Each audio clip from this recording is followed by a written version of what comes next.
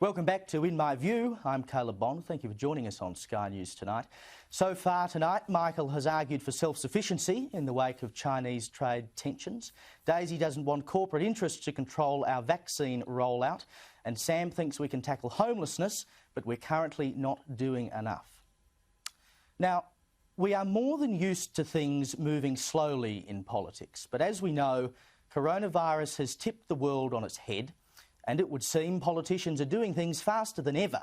Now, I never thought I would say this, but I think I preferred it before. Trigger-happy premiers are repeatedly shutting down businesses, costing people money. They're throwing lives and livelihoods in disarray on a whim. And they're doing all this on the basis of very little data, with no consultation and no consideration of the effects. I mean, for heaven's sake, South Australia, where I am, went into a 6-day lockdown recently. Not just any lockdown, the strictest in the country. And it was on the falsified testament of one man that he contracted coronavirus from a pizza box. One piece of data.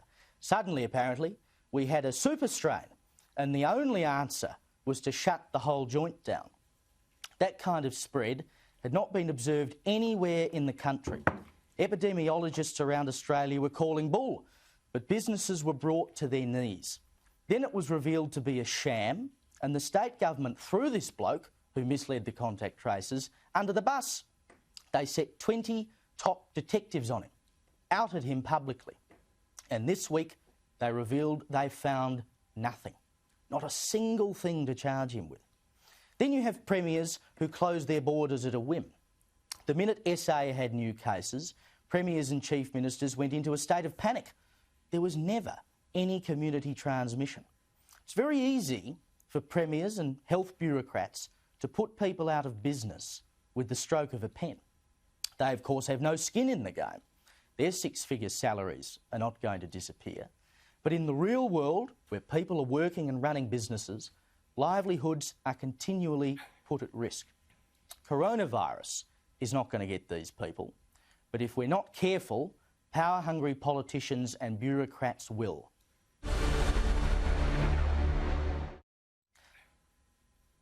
Now, Daisy, you're up in Queensland, where, of course, Anastasia Palaszczuk maintained border restrictions for far longer, I think, than she needed to. Why are people like Anastasia Palaszczuk keeping borders closed when there is no COVID around the country? Well, Anastasia Palaszczuk had a little election that she wanted to win, and it turned out very early on that border closures polled reasonably well with a lot of people. So she, in her sort of politician's way, as you mentioned, Caleb, she's in no danger of losing her 6-figure salary as a politician unless she got voted out.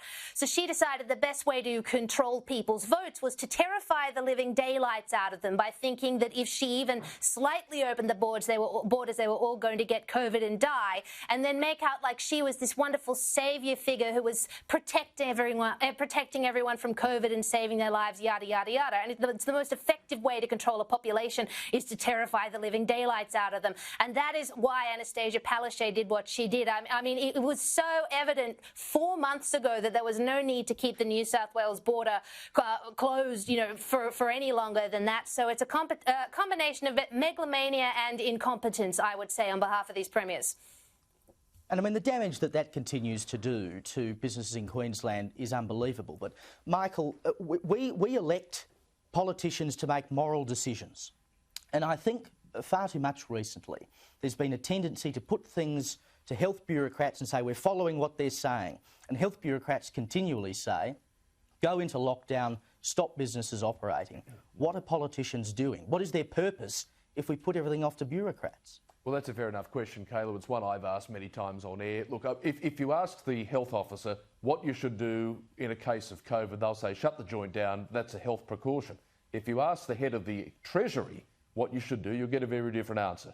I think maybe we should have had broader consultation and then, as you say, come to some sort of consensus point of view. That's the traditional political way of doing it. And I'm not going to criticise chief health officers. I'd criticise those making the final call, which I assume would be premiers. But you mentioned no skin in the game from their salary point of view. of course, they had very little skin in the game from the broader economic point of view. They shut the borders down and Canberra funded the financial fallout by a JobKeeper and JobSeeker and home builder and this maker and that.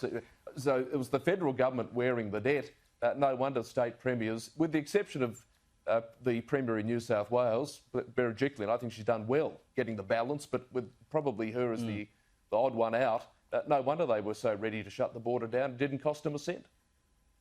Unbelievable. And Sam, where do we go to from here? Can businesses, and people for that matter, have any confidence that they're not going to have their entire lives and livelihoods shut down on a whim by a government in the next 6 months? Yeah, so I think there's two points here. The first is the state borders, which I agree. You know, I think the states are using these old lines drawn on maps 100 years ago as some sort of magical delineation. I think that's silly. I think we need to get much more localised, as we have done in New South Wales, get much more localised with better contact traces. But to the broader point, I think we've got to trust the experts. And, you know, we've seen throughout the world empirical data that the economies that have had these laissez-faire, no, let's just keep everything open. Look at the United States. Look at Sweden. Look at the UK. Their citizens are dying. Their economy is in the shitter.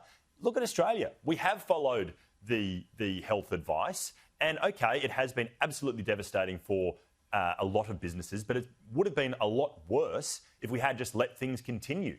You know, so I don't think we should just, you know, get up on our high horses and throw all the health advice under the bus and say, oh, well, you know, you've stuffed it up. I think they've done a remarkably good job, and I think we should be applauding them and giving them 3 cheers. Maybe not your Premier in South Australia. He looks like he absolutely balls it all up down there, but all the other ones, including the New South Wales Premier, I think good on them. They've done well.